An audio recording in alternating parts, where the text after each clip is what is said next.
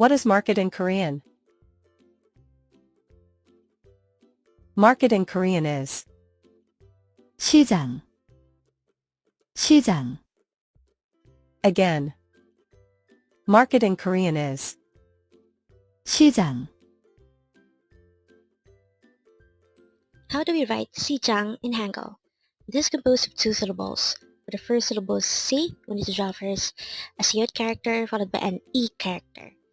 For the second syllable jang, we need to draw first a jiat character followed by an a character followed by an iang character.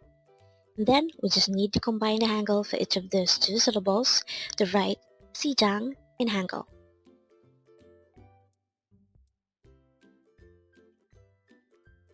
And with that you've already learned what is market in Korean. Now, let's take the previous word quiz. What is giraffe in Korean? Giraffe in Korean is 기린, 기린.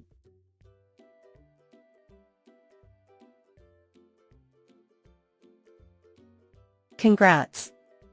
Learn Korean one word at a time. Only here. At Dae-Hangul. Thank you so much for watching. Don't forget to like and subscribe to this channel for more Korean words.